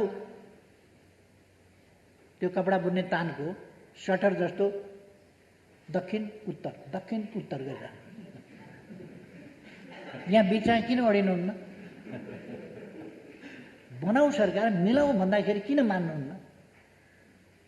एकैचोटि स्वाटै दक्षिण, एकैचोटि स्वाटै उत्तर किन? त्यो उत्तर दक्षिण नि त्यो ब्याट्सम्यानले ब्याट्सबाट बल उम्कायो, अर्काले च्याप्प समातिसक्यो, अब रन बनाउँछु भनेर कुदेर हुन्छ? त्यसपछि कुदेर हुन्छ? बल अर्काले समातिसकेपछि अनि रन बनाउन कुद्ने। यो जति उत्तर दक्षिण रन बनाउन कुदे पनि कति रन बन्छ? घरमा गएर जोड्न काम लाग्छ, राजनीतिमा काम लाग्दैन। तसर्थ मेरो आग्रह के छ भने, देशलाई चुनावमै गयो देश भने पनि, उहाँहरूले चुनावमै पुर्याउनु भयो भने पनि, यसो पनि नमान्ने त्यसो पनि नमान्ने केही पनि नमान्ने गरेर चुनावमै पुर्याउनु भयो भने पनि आकाश खस्ने कुरा होइन। यो संवैधानिक प्रक्रिया हो, आकाश खस्ने कुरा होइन। त्यो पुग्यो भने स्वतन्त्र निष्पक्ष शान्तिपूर्ण ढङ्गले स्वतन्त्र निष्पक्ष चुनाव गराउनुपर्छ। जनताको अभिमत के हो त्यसबाट आउनुपर्छ। चुनावै भयो भने पनि आकाश खस्छ भन्ने कुरा होइन। तर चुनाव त अब यो मङ्सिरमा नभए अर्को मङ्सिरमा त गर्नै पर्छ। आउँदो फागुनमा त स्थानीय तहको निर्वाचन गर्नै पर्छ। निर्वाचनसँग त हामी एकदमै भागेर पनि त कहीँ पुग्दैन होला नि त। लोकतन्त्रमा निर्वाचन त अनिवार्य छ। निर्वाचन फेस गर्नुपर्छ, जनताको मूल्याङ्कन थाहा पाउनुपर्छ, सामना गर्नुपर्छ जनताको मूल्याङ्कन र जनताको आदेश, ताजा जनादेश जो जनताको अभिमतबाट प्रकट हुन्छ त्यो स्वीकार्नुपर्छ। जनताको अभिमत एक अवधिका लागि स्वीकार्नुपर्छ, यो सधैँका लागि होइन। 5 वर्ष अहिलेको स्थितिमा 5 वर्ष हामीले जसरी चलाउने भनेका थियौँ त्यसलाई स्वीकारेको भए, प्रचण्डजीले स्वीकारेको भए त यो समस्या आउँदैन थियो नि त। उहाँले स्वीकार्नु भएन। माधव नेपालले जनताको अभिमतलाई स्वीकारेको भए, आफ्नै पार्टी ध्वस्त पार्न उहाँ तयार हुनुभयो। कमसेकम 121 सिट नेकपा एमालेलाई दिएको त जनताको अभिमत हो नि। त्यो कुरा माधव नेपाललाई मन्जुर छैन। उहाँले सकेसम्म धेरैलाई राजीनामा गराएर भए पनि तोड्न चाहनुहुन्छ जनताको अभिमत। जनताको अभिमतको उल्लङ्घन गर्न चाहनुहुन्छ, त्यसलाई भाँचखुच पार्न, धुचा पार्न चाहनुहुन्छ। अनि डेमोक्रेसीका कुरा गर्ने, बिहानै बेलुकै कोटेश्वर धाएर नेकपा एमाले फुटाउन उद्योग गर्नुहुन्छ अनि लोकतन्त्रका कुरा गर्ने, अस्थिरताको खेती गर्ने अनि फेरि लोकतन्त्रका कुरा गर्ने, यी कुराहरू शोभनीय हुन सक्दैनन्। अब अघि मैले मातृकाजीको प्रश्नकै जवाफमा भनिसकेँ, यी सबै बिचमा गरिएका पार्टीका आन्तरिक गडबडीहरू, आन्तरिक अनुशासनहीनता र अराजकताका समस्याहरू, तिनको पार्टीले समाधान गर्नेछ। त्यो त पार्टीले, कमिटीले बसेर छलफल गरेर, उहाँहरूसँगै पनि छलफल गरेर सच्चिन सुध्रिन तयार हुनुहुन्छ भने मौका दिएर त्यसरी काम गरिनेछ, तर समस्याहरू समाधान गरिनेछ। अर्को कुरा, नेकपा एमाले देशको प्रमुख राजनीतिक पार्टी, पपुलर भोटको हिसाबले पनि र सिटको हिसाबले पनि जनताले सर्वाधिक मत र सिट दिएको, अर्थात् सर्वाधिक विश्वास गरेको, भरोसा गरेको पार्टीको हैसियतले यसको काँधमा लोकतन्त्रलाई यताउता हुन नदिने, संविधानको रक्षा र कार्यान्वयन गर्ने गराउने, सङ्घीय लोकतान्त्रिक गणतन्त्रात्मक प्रणाली र हाम्रो संविधानले गरेका आधारभूत कुराहरू, व्यवस्थाहरू, यी कुराहरूको रक्षा गर्ने सबभन्दा बढी कर्तव्य पनि आफ्नो काँधमा छ भन्ने ठान्छ र त्यसै अनुसार त्यसको रक्षाका निम्ति यो उभिन्छ। लोकतन्त्रको भविष्यमा कुनै तलमाथि पर्न दिइने छैन, किनभने नेकपा एमाले यस देशमा छ र सङ्घीय लोकतान्त्रिक गणतन्त्रको रक्षाका निम्ति, संविधानको रक्षा, कार्यान्वयन, त्यसका निम्ति, प्रभावकारी कार्यान्वयनका निम्ति नेकपा एमाले यो अग्रभागमा उभिएर लडाइँ गर्छ।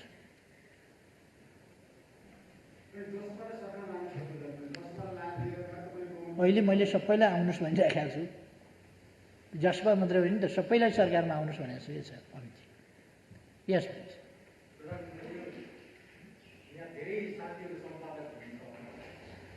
हामी सम्पादक हुँदा चाहिँ पब्लिसरले सम्पादकले राजीनामा नदिकन अर्को सम्पादक खोज्ने चलन छ। अनि हामी पनि ठिक छ, अर्को सम्पादक खोज्नुहोस्, आएपछि हामी राजीनामा दिन्छौँ, त्यति दिनसम्म पत्रिका चलोस् भन्छौँ। त्यो चाहिँ निजी कम्पनी हो। तर प्रधानमन्त्री पद र प्रधानमन्त्री चाहिँ सार्वभौम जनताले चुनेको, सार्वभौम संसदले चुनेको प्रतिनिधि हो र प्रधानमन्त्री कायमै रहँदाखेरि, एउटा प्रधानमन्त्री कायमै रहँदाखेरि राष्ट्रपतिले अर्को प्रधानमन्त्री खोज्ने प्रक्रिया सुरु गर्न मिल्छ। भोलि पनि कुनै प्रधानमन्त्रीले राजीनामा दिएको छैन, ऊ कायमै छ, राष्ट्रपतिले त्यसरी खोज्यो भने त त्यो त अनैतिक, असंवैधानिक हुन्छ होला नि। र खास सिधा प्रश्न गर्न खोजेको, प्रधानमन्त्रीजीले त्यसलाई सिधा जवाफ दिनु भएन। यसैमा म जोडिहाल्छु, अर्को पनि छ, प्रधानमन्त्रीलाई सजिलो हुन्छ। तपाईँ आजका दिनसम्म राजीनामा दिनुभएको छैन र प्रधानमन्त्री नै कायम हुन्छ। तपाईँले विश्वासको मत लिने समय पनि सकिएको थिएन। समय सकिएको भए राष्ट्रपतिजीले आह्वान गर्न सक्नुहुन्थ्यो। अब तपाईँ ऋषिजीले सोध्नुभयो, त्यसको पनि उत्तर नआएर मैले यसैमा खप्ट्याएको। तपाईँ भरे 5 बजेसम्म तपाईँको नेतृत्वमा फेरि अर्को सरकार बनाउन भनेर दाबी गर्नुहुन्छ कि हुन्न? तपाईँ प्रधानमन्त्री अलरेडी हुनुहुन्छ, म फेरि प्रधानमन्त्री बन्नु पऱ्यो भनेर दाबी लिएर जानुहुन्छ कि जानुहुन्न? पहिलो प्रश्नमा चाहिँ के छ भने नि,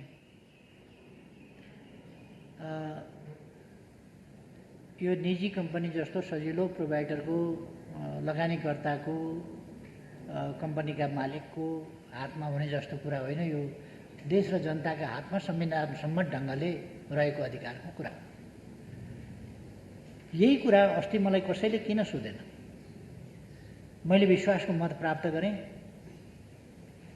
के अरे गरिनँ, विश्वासको मत प्राप्त गरिनँ, मैले राजीनामा दिइनँ, म प्रधानमन्त्रीमा त कायमै थिएँ। प्रधानमन्त्री छँदै थिएँ, विश्वासको मतले मलाई मुक्त गर्यो। विश्वासको मत प्राप्त नभएपछि मुक्त गर्यो। मैले राजीनामा त गरिनँ, अहिले मैले इच्छा गरिनँ, म मुक्त भएँ, राजीनामा त गरेको छैन। राजीनामा गर्नुपर्ने व्यवस्था पनि छैन र त्यसपछि 2 को सरकार बनाउने कोसिस भयो, 2 को सरकार बनेन, मैले राजीनामा गरिनँ, फेरि नियुक्त भएँ। राजीनामा गरेकै छैन मैले, म प्रधानमन्त्रीमा कायमै छु, कायमै हुँदाहुँदै नियुक्त भएँ। अर्को प्रधानमन्त्रीले शपथ ग्रहण गरेका बखत वास्तवमा प्रधानमन्त्री कामबाट मुक्त हुन्छ। अहिले त्यस्तै हो स्थिति। अर्को प्रधानमन्त्री नबन्दासम्म,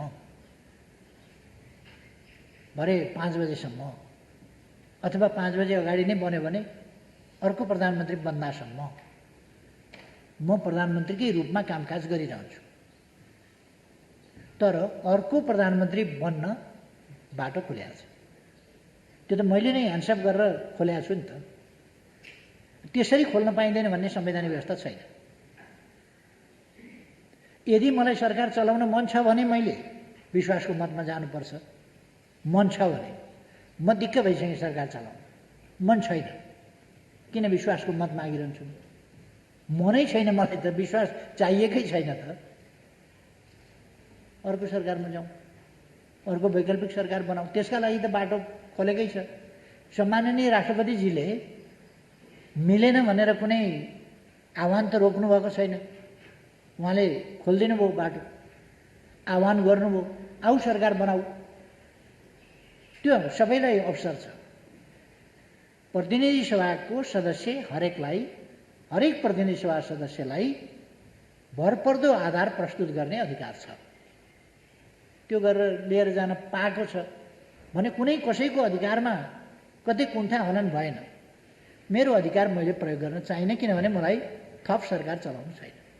यस्तोमा पनि सरकार चलाउन सकिन्छ, न कोही समर्थन गर्छ न कोही साथ दिन्छ। त्यसो भने बनाउन त अर्को। यति दिनै पछिको असहयोग, दिनै पछिको विरोध, बदनाम गरेको छ, चरित्र हत्या गरेको छ। यस्तो स्थितिमा यति यो नन कोअपरेटिभ मात्रै होइन, मोर देन नन कोअपरेटिभ, त्यस खालको स्थितिमा एउटा विरोधको लागि विरोध सधैँको, त्यस स्थितिमा मैले सरकार चलाउनु छैन। चलाउन भए मैले विश्वासको मत माग्नु पर्थ्यो। चलाउने अधिकार प्राप्त मैले विश्वासको मत प्राप्त गरेपछि पाउँथेँ। 30 दिनभित्र मैले विश्वासको मत लिनुपर्छ, अनि मात्रै फर्दर प्राइम मिनिस्टरको हिसाबमा मैले सरकार चलाउन पाउँछु। मलाई त्यो चलाउनु छैन, त्यस कारण मैले राष्ट्रपतिजीलाई भने अर्को प्रोसेस सुरु गरिदिनुहोस्। अब अर्को के थियो अरे?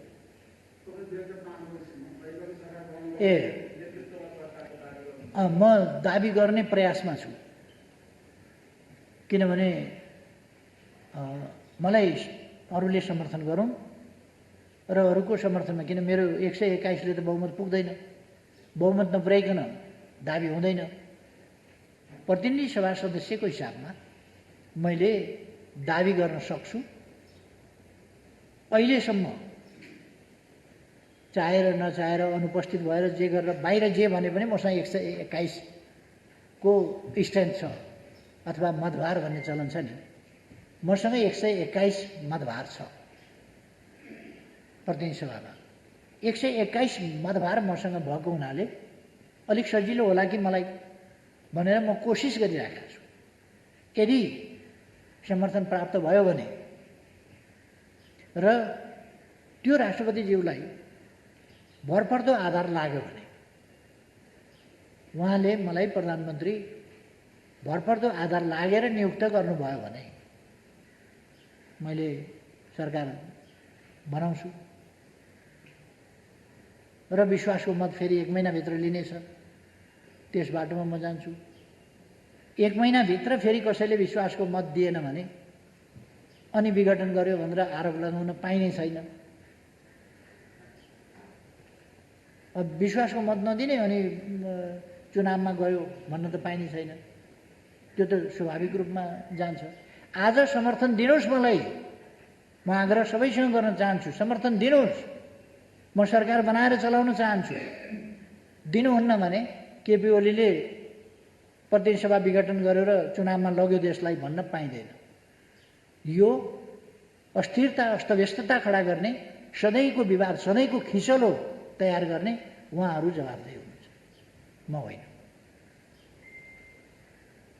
त्यस कारण अहिले पनि मलाई समर्थन दिनुहोस्, म सबै दलहरूसँग आग्रह गर्छु, कमसेकम बहुमत पुग्ने गरी दिनुहोस् आग्रह गर्छु।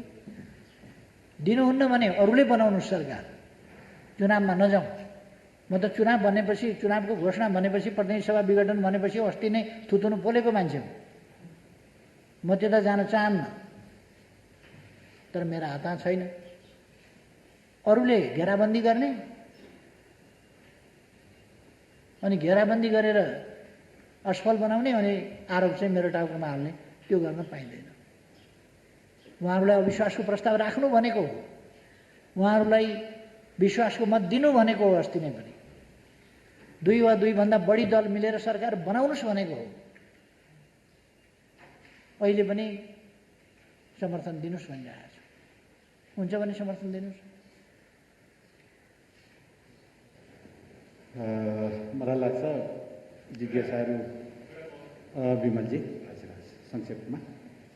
सम्मानज्यूलाई यो हामीले जति पृष्ठभूमिको कुरा गरे पनि, यताबाट कोट्याए पनि उताबाट कोट्याए पनि स्पष्ट चाहिँ मेरो बुझाइ, धेरैको बुझाइ, आम पब्लिकको बुझाइ, सिभिल सोसाइटीको बुझाइ के छ भने मुलुक अब मध्यावधि निर्वाचनमा फेरि गयो, प्रतिनिधि सभा विघटनको औपचारिक घोषणा हुन बाँकी छ, डिलमा पुगेको छ भन्ने नै आम बुझाइ छ। त्यसको प्रक्रिया, त्यसको लम्बेतान, पृष्ठभूमि आफ्नै ठाउँमा होला। मेरो प्रश्न के हो भन्दाखेरि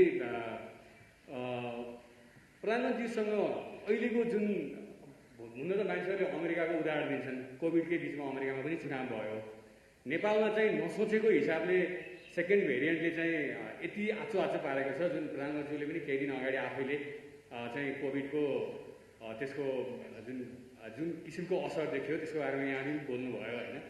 अब सङ्कटकाल 6 महिनाभित्र भएन भने त फेरि सङ्कटकालमा जान्छ।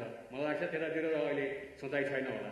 यस हिसाबले हेर्दाखेरि आउने मङ्सिरमा चुनाव गर्ने सरकारको भित्री तयारी हुनुपर्छ वा त्यही नै कदम हो भन्ने बुझिन्छ। तर अहिलेको गिभन कन्टेक्स्टमा कोभिडको यस्तो लहर चलिरहेको छ, मान्छेहरू WHO अनि त्यसपछि विभिन्न साइन्टिस्टहरूले, विभिन्न देशहरूले, अस्ति श्रीलङ्कामा पनि हामीले एउटा केस हेऱ्यौँ, थर्ड भेरिएन्टको तेस्रो वेभको फेरि चर्चा आइरहेको छ। अस्ति हाम्रै स्वास्थ्य सेवा विभागले विज्ञप्ति निकाल्यो। यो स्थितिमा चाहिँ मङ्सिरमा चुनाव भएन भने हुने आधार के, भएन भने प्लान बी के हो प्रधानमन्त्रीको? धन्यवाद।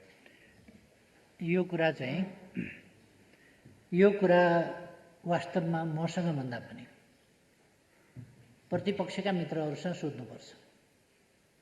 यो कोभिडको महामारीको स्थिति उहाँहरूले देख्नुभएको छ कि छैन? अहिले मुलुकले भोगिरहेका कठिनाई र सामने आइरहेका परिस्थितिलाई उहाँहरूले आकलन गर्नुभएको छ कि छैन? मेरो विरोध मात्रै उहाँहरूले देख्नुभएको छ। चराको आँखु जस्तै केपी ओली र केपी ओलीलाई झार्न धनुबाण तानेर बस्ने, हानि राख्ने मात्रै देख्नुभएको छ कि त्योभन्दा पर पनि देख्नुभएको छ? कोभिड देख्नुभएको छ कि छैन? अर्को, मसँग सैद्धान्तिक तवरले 121 सिट छ हो, त मसँग 121 सिट छ भने 271 सिटमा बाँकी सिट चाहिँ अरूसँग छन् नि त। अनि 121 सिटले चाहिँ दोष लिनुपर्ने, 121 कटाएपछि कति 150 सिट रह्यो। अनि 150 सिटले चाहिँ जवाबदेही लिनु नपर्ने, 121ले चाहिँ जोसँग बहुमत हुन्छ 150 सिट छ त्यसले जवाबदेही लिनु नपर्ने। म 121 भएकोले चाहिँ सबै कुराको अब्जस्ट लिनुपर्ने। 150 वालाले न आफू सरकार बनाउँछ न अरूलाई समर्थन गर्छ, त्यहाँनेरि हलो अड्काउने, अनि अब्जस्ट चाहिँ 121 भएकोलाई दिने। अझ त्यसमा पनि प्र्याक्टिकली हामीले हेऱ्यौँ भनेदेखि त 93 रहेछ नि त। अरू त जति बेर जे पनि गर्न सक्ने रहेछ नि त। यो सरकार ढाल्नका लागि जति बेर जे पनि गर्न सक्ने त 27 जना त अस्ति देखियो त। पार्टीलाई धोका दिन सक्ने, पार्टीको टाउकोमा बन्चराले हान्न सक्ने, पार्टीको गर्दन तरबारले हान्न सक्ने, पार्टीलाई यताबाट हलाल गर्न सक्ने, ती त 27 जना त देखा पर्यो त अस्ति। त्यसो भएर त्यो 93 भएको बबुरोलाई चाहिँ हमला गर्ने। अनि 177 यो 27 समेत जो सरकारका विरुद्धमा खुलेर देखा परेको छ त्यो समेत 177 सिट हुन्छ। अनि 177 सिट 178 सिट हुन्छ हजुर 177 हो। जब 177 सिट विपक्षमा छ भने त्यो 177 जिम्मेवार हुन्छ कि 93 वाला जिम्मेवार हुन्छ? तसर्थ संसदको त 1/3 जसो मात्रै मसँग देखियो त। त्यस अवस्थामा म आग्रह गरिरहेको छु तपाईहरू मिलेर वैकल्पिक सरकार दिनुहोस् भनिरहेको छु। भाँजो हाल्या छ र त्यहाँ। अनि उहाँहरूलाई दोष नहुने सरकारको योजना यो छ, सरकारको यो छ दृष्टिकोण, उहाँहरूलाई मिल्न नदिएको, उहाँहरूलाई फुटाएको मैले हो। नेकपा एमाले भित्र जस्तो अरू पार्टीभित्र मैले हात हालेको छ। त्यसर्थ मैले त अन्त हात हालेको छैन। उहाँहरू मिलेर सरकार बनाए हुन्छ।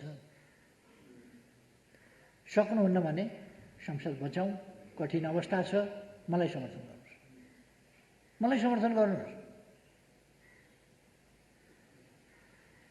सब अन्तिम बसन्तजीबाट त्यसपछि टुङ्ग्याउँ पनि होला।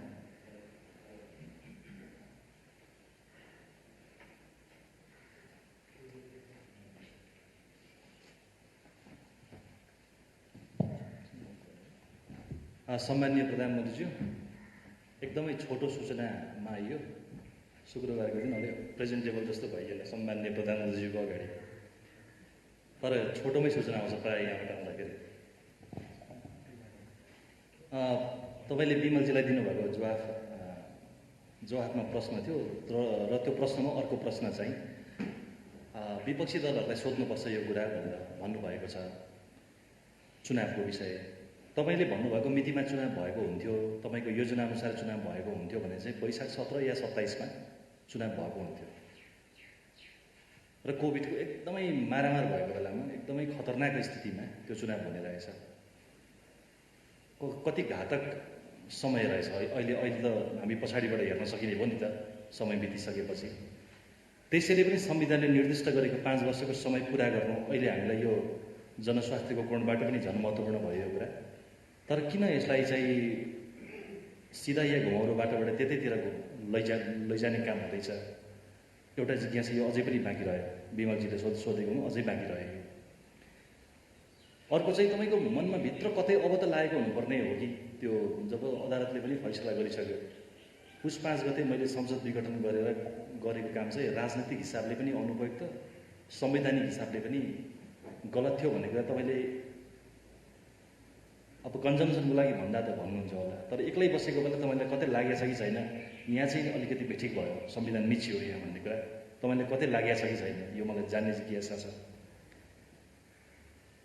अर्को चाहिँ यो अहिलेको कोभिडको विषयसँग सम्बन्धित विषय छ कि अहिले भर्खरै उप प्रधानमन्त्रीज्यू निस्किनु भयो कि सिसिएमसीको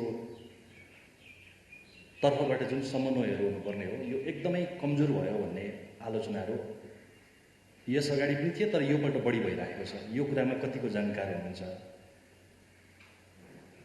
परराष्ट्र मन्त्रीज्यू यहीँनिर हुनुहुन्छ। अस्ति भर्खरै मात्रै केही देशका राजदूतहरूसँग, कूटनीतिज्ञहरूसँग उहाँले एकलौटी ढङ्गले कुराहरू बढाउँदाखेरि यहाँको विभागीय हिसाबले पनि परराष्ट्र मन्त्रालयलाई बाइपास गरियो, छलियो भन्ने कोणबाट आलोचनाहरू भएका छन्। मेरो जानकारीले के भन्छ भने प्रधानमन्त्रीज्यूका पनि यी असन्तुष्टिहरू आइपुगेका छन्। यसको बारेमा के भन्नुहुन्छ? र जनताको अहिलेको पहिलो चासो चाहिँ खोपमा छ। खोपको विषय के छ? किनभने हाम्रो जानकारीले के भन्छ भने उत्तरी छिमेकीसँग जसको खोप बढी रिलायबल हो भन्ने बारेमा पनि कुराहरू आएका थिए, तर त्यतातिर तपाईँहरूले कुनै पहल नै गर्नुभएको छैन भन्ने छ। र दक्षिणको छिमेकी जो आफै एकदमै ठुलो पेन्डेमिकको महामारीमा छ, तर तपाईँहरूको जोड चाहिँ त्यतैतिर बढ्ता छ भन्ने ढङ्गले एकदम गुनासोहरू भइरहेको छ। यी 4वटा मेरा जिज्ञासाहरू चाहिँ समाधान गरिदिनु अनुरोध छ।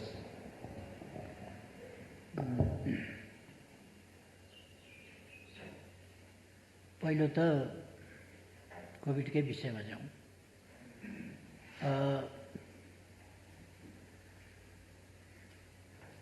यस्तो बेलामा चुनाव गरिरहनु वाञ्छनीय होइन। तर अहिले तपाईँले हेर्नुभयो भने एउटा राष्ट्रको समय भनेको एक दिन पनि एकछिन पनि मूल्यवान हुन्छ। राष्ट्रको समय, त्यो राष्ट्रको समय चाहिँ त्यस्तो मूल्यवान समय यस्ता अनावश्यक र अनुचित कुराहरूमा खर्च भइरहेको छ। आज पनि हामी यहाँ जे काममा लाग्न पर्थ्यो यति बेर त्यसबाट समय निकालेर यहाँ हामी छलफल गर्नु परिरहेको छ पोलिटिक्सको बारेमा। किनभने पोलिटिक्स न अगाडि बढ्न सक्ने न अडिन सक्ने त्यस्तो खालको स्थितिमा छ।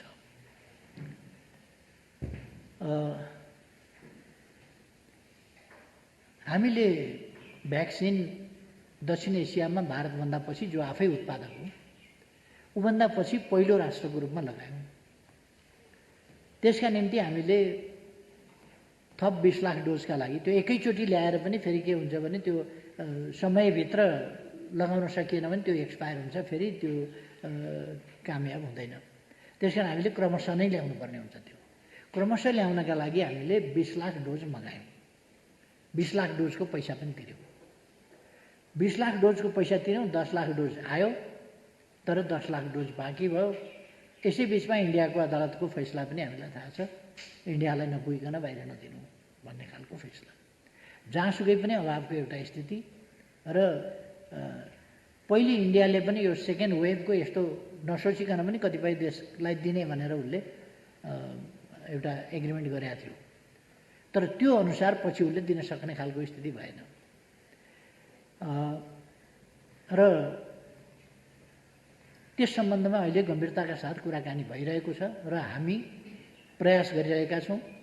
र म ठान्छु भारतको अदालतले पनि सीमाभन्दा उता सीमाले मानवीयतालाई निर्धारण गर्ने, मानवीय जीवनको रक्षाको प्रश्नलाई सीमाले उत्तरदायी वा अनुत्तरदायी बनाउने विषय ठान्दैन र यसलाई नितान्त एउटा राष्ट्र विशेषको समस्याको रूपमा अथवा राष्ट्रले गरेको उपलब्धि वैज्ञानिक खोज अध्ययन खास गरेर औषधिजन्य कुराहरूमा मानिसको जीवनसँग सम्बन्धित कुराहरूको उपलब्धि चाहिँ एउटा राष्ट्र विशेषको मात्रै हो, सँगै मानव जातिको उपलब्धिको रूपमा त्यसलाई मान्न सकिँदैन भन्ने अवश्य पनि भारतको कोर्टले गर्ला जस्तो मलाई लाग्दैन। त्यो कुनै प्रसङ्गवश त्यसरी निर्णय भए तापनि त्यसमा करेक्सन आउला भन्ने म ठान्छु। भारतको सिङ्गो जनसङ्ख्यालाई खोप दिइसकेपछि नेपालमा दिने भन्ने कुरा चाहिँ त्यसले वास्तवमा के भने त्यो यति असान्दर्भिक जस्तो पनि भइसक्छ। त्यसकारण त्यो निर्णयमा पुनर्विचार होला, हामी प्रयास गरिराखेका छौँ।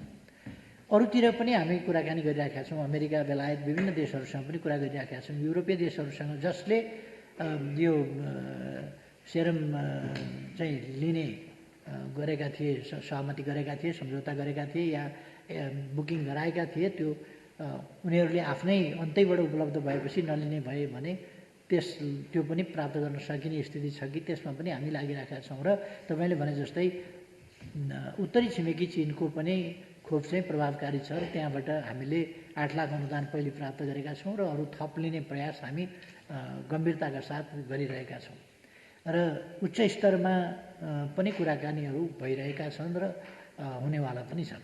त्यसो भएर यस सम्बन्धी पनि हाम्रो प्रयास चाहिँ जारी छ। अब जहाँसम्म कोभिडका बेलाको कुरा छ, यो एउटा जात्रा जस्तो कुरा होइन। मतदाताहरू आएर डिस्टेन्स मेन्टेन गरेर मास्क लगाएर भोट दिएर जान सक्छन्। यद्यपि यो परिस्थिति अनुकूल त होइन, तर यस्तै बेलामा जस्तो अमेरिकाको निर्वाचन निर्धारित समयमा हुने गर्छ, यस्तै बेलामा चाहिँ भयो। जति बेर महामारी एकदमै क्लाइमेक्समा थियो त्यति बेरै अमेरिकामा निर्वाचन भयो। त्यसर्थ कहिले कहिले महामारीका बेला जापानदेखि लिएर ती भारतका विभिन्न प्रान्तहरूमा पश्चिम बङ्गाल जस्तो त्यत्रो पपुलेसन अथवा अरू ठाउँहरूका एकदमै पपुलेटेड ठाउँहरूमा, भारत त पपुलेटेड छ हामीलाई थाहा छ, त्यस्ता ठाउँमा पनि इलेक्सनहरू भएका छन्। किनभने इलेक्सन भनेको चाहिँ स्वेच्छाले मात्रै गर्ने कुरा हुँदैन। इलेक्सन खास स्थितिमा, अब कुनै स्थितिमा रोकियो भने बेग्लै कुरा, नत्र सामान्यतया इलेक्सन जुन परिस्थितिले इलेक्सन निम्त्याउँछ त्यसलाई रोक्नु हुँदैन। यदि मैले भनेको समयमा इलेक्सन भएको भए डिस्टेन्स मेन्टेन गरेर गर्न सकिन्थ्यो, जसरी अरू देशहरूले गरेका छन् त्यसरी गर्न सकिन्थ्यो होला। अब त्यो भएन, त्यो नभएपछि त्यो आफ्नो ठाउँमा छ। तर यसको अर्थ के भनेदेखि यसै बेला गर्नुपर्छ होइन, तर अब फागुनमा त हामीले स्थानीय तहको निर्वाचन त गर्नै पर्नेछ। र म के विश्वास गर्छु भने हामी अब भ्याक्सिन पनि छिटै ल्याउँदैछौँ र यसको जस्तो हामीसँग अक्सिजनको कमी थियो, सिलिन्डरको कमी थियो, ती कुराहरूलाई हामीले अब पुरा गरेका छौँ, लगभग पुरा गरेको स्थितिमा पुगेका छौँ। त्यसर्थ अब भ्याक्सिन बाहेक अरू खालका इक्विपमेन्ट, भेन्टिलेटरका कुरा भए, अक्सिजनका कुरा भए, सिलिन्डरका कुरा भए, यी कुराहरूमा हामी कहाँ कमी रहँदैन। अब त्यसो भएपछि हामी यसलाई अरू खालका औषधिहरू, रेमडेसिभिर भनौँ या अरू खालका औषधिहरूको पनि अभाव नरहने खालको परिबन्ध हामीले त्यो मिलाएका छौँ।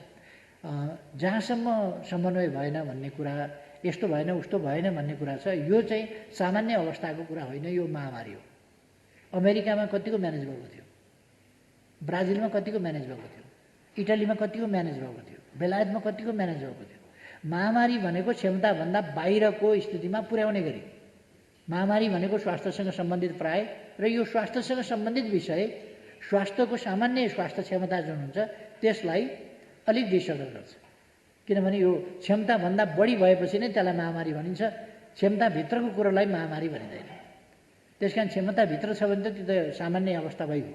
क्षमताभन्दा बाहिरको स्थितिमा पहिलेका हाम्रा मौजुदा म्यान पावर, मौजुदा दक्षता, मौजुदा अस्पताल, मौजुदा सामग्रीहरू, स्वास्थ्य सामग्रीहरू, अथवा मौजुदा औषधिको स्टोर, अथवा चिनिरहेका रोगको औषधि जस्तो नयाँ, जस्तो हामी भेरिएन्टका कुरा गरिरहेका छौँ नि, यसै त कोभिड-19 बिना औषधिको रोग एकैचोटि आइलाग्यो र भयावह रूपमा ग्लोबल्ली आइरहेको। त्यस कारण दुनियाँमा को चाहिँ प्रिपेयर थियो र? चीनमा त्यत्रो मान्छे मरे, भारतमा त्यत्रो कति लाख मान्छे मरिसक्यो, भारतमा त्यत्रो मान्छे मरे, अमेरिकामा कति लाख मान्छे मरे।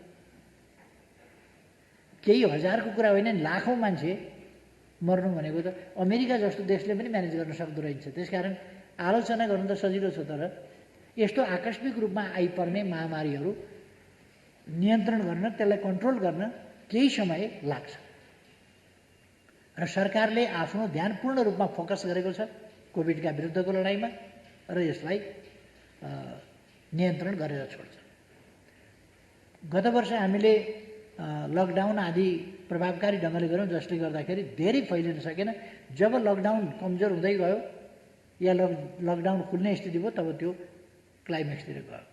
फेरि हामीले अलिकति कडाइ गऱ्यौँ, अवेरनेस बढायौँ, सामग्रीहरू जुटायौँ र त्यसलाई कम गऱ्यौँ। तर त्यसो भइसकेपछि फेरि लापरवाही, अदालतलाई दबाब दिने हिसाबले ठुल्ठुला सभाहरू भए, होइन भने हामीलाई चाहिँ पुनर्स्थापना गरिँदैन भने सडकबाट गर्छौँ, सडकबाट पुनर्स्थापना गर्छौँ, अदालत टेर्दैन भने अदालतलाई देखाइदिन्छौँ भन्ने खालका जुलुसहरू, सभाहरू आदि इत्यादि भए। त्यसले फैलाउन मद्दत गर्यो। अरू कुराहरू पनि भयो होला, केही रिलिजियस कुराहरू भयो होला, केही कुराहरू भयो होला।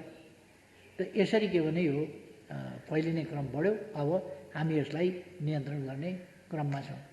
तपाईँले अर्को पोलिटिकल कुरा यही सम्बन्धमा के सोध्नु पऱ्यो? अर्को गर्दै भयो भन्ने लाग्छ कि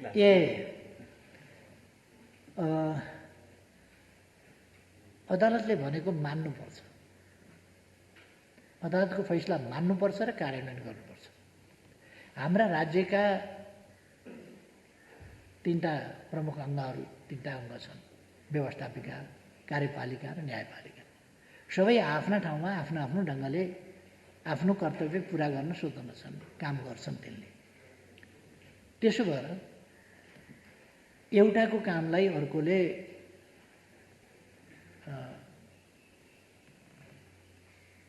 सहयोग गर्ने हो, समर्थन गर्ने हो, सहयोग पुर्याउने हो। त्यसमा पनि न्यायपालिकाले कार्यपालिकाको काम अथवा अरू कसैका काम संविधान सम्मत र कानुन सम्मत भयो कि भएन भनेर हेर्ने हो र तत्कालको बेन्चको बुझाइ, बेन्चले बुझेको संविधानको व्याख्या अनुसार फैसला हुने हो। र त्यही नै कुरा परम सत्य हुन्छ भन्न पनि सकिँदैन। अर्को समयमा एकपल्टको नजिर अर्को समयमा उल्टाएको हुन्छ, अर्को समयमा गरेको फैसला अर्को समयमा फेरि त्यस नजिरलाई उल्टाएको हुन्छ। त्यसकारण त्यो विभिन्न कुराले त्यसलाई प्रभावित गरेको हुन्छ।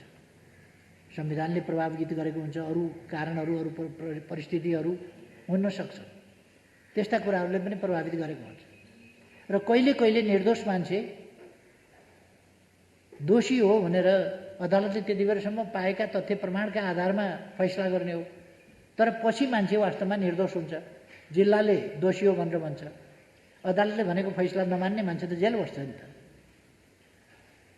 उच्च अदालतले दोषी हो भन्छ, जेल बस्छ, धेरै वर्ष जेल बसेपछि फेरि सर्वोच्च अदालतले निर्दोष रहेछ भनेर छुटकारा दिन्छ। ठुलो क्षति भइसकेको होला, तर न्याय उसले पाउँदा ढिलो भइसक्यो होला, तर पनि न्याय पाउँदा त अर्कै न्याय पाएको हुन्छ नि। जिल्लाबाट पाएको न्याय अर्कै थियो, उच्च अदालतबाट पाएको न्याय अर्कै थियो, ती पनि न्याय नै पाएको, तर ती न्याय उपयुक्त छन् कि छैनन् भनेर हेर्ने ठाउँहरू हुन्छ।